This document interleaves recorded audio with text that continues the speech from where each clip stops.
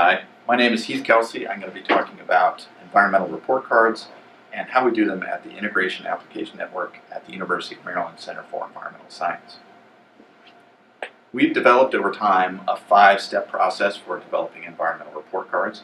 First step is to create a conceptual framework, which involves a lot of graphics and identifying threats and issues particular to a system that we're working with. From there, we choose the appropriate indicators that reflect on those issues and threats and problems. And then we define thresholds. So what does success look like? What does a healthy system look like? Or what does it mean when we get to the goal that we want to achieve?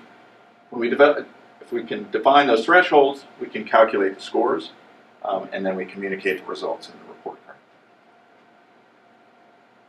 So our first step is to identify the conceptual framework. So what are the issues? What are the problems that are unique to a particular area? And we do this generally in a workshop setting.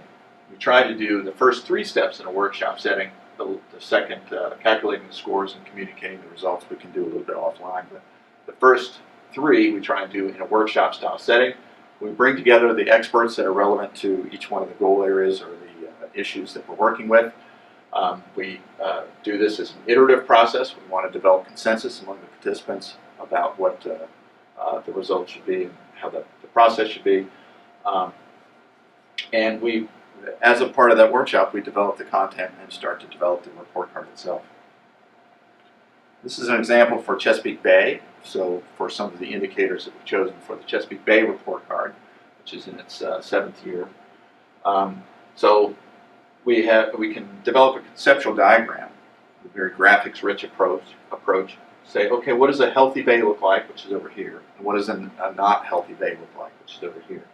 And from there, we can say, okay, well, these are the features of a healthy bay, and these are the features of an unhealthy bay. That helps us identify what the indicators are that we should be choosing for assessing this ecosystem. So for Chesapeake Bay, we've got chlorophyll, dissolved oxygen, water clarity, grasses, underwater grasses, benthic indexes, and phytoplankton. So this is an environmental health or an ecosystem health report card for Chesapeake Bay. Then we need to develop thresholds. So the report card works by comparing the values, the data values that we've got to a desired condition or threshold. And so our threshold is a very important component. There are different ways in which you can develop or arrive at thresholds. We can look at regulatory guidelines from each local and regional water quality guidelines, biological limits, ecologically relevant, socioeconomic requirements, reference conditions, or even professional judgment. So there are lots of ways we can arrive at what we want to see. So that desired condition. Once we do that, we can calculate the scores. And again, our scores are calculated by comparing data to those desired conditions and thresholds. So we can compare the data and calculate annual means or medians or multi-year rolling means and medians. There are different ways to do this. We can measure against an interpolated area, or we can measure the percent of locations that meet our thresholds. So there are different ways to do the calculations, but the key is to measure your values or compare your values to those desired conditions or thresholds.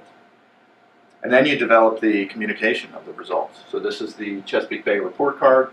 The 2012 report card resulted in a C for the bay. And you can see that we use lots of graphics, photographs, and images, and methodology. So this is a well thought out and communicated product to communicate the scores and the report card results.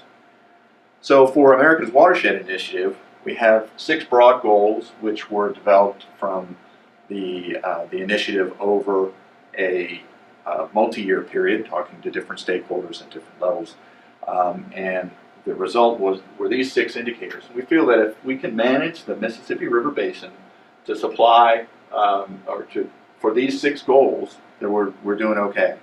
So if we can manage the river to provide adequate and clean water supply, flood control and risk reduction, support local, state, and national economies, provide for clean and healthy ecosystems, recreational opportunities, and provide for that transportation corridor that's so important as the Mississippi River Basin. If we can manage the river system for these 6 goals, we're doing pretty good. The question is, how do we measure those? How do we assess our success in managing the river for these 6 goals? And that is where we implement our report card process. So this is the first step where we talk about the conceptual framework. And as I said, we do the conceptual framework, choosing indicators and talking about thresholds. We try and get those 3 things accomplished as well as we can in the workshop setting. This is a workshop where we bring together experts that have knowledge of the region in those 6 goal areas, and we ask them what are the most appropriate indicators for that region to help us assess how we're doing with managing that particular basin. And this is the conceptual diagram for the upper Mississippi River Basin. We talk about some of the issues and some of the things that are important that make that system unique, including this, which is the lock and dam system for the upper Mississippi River Basin.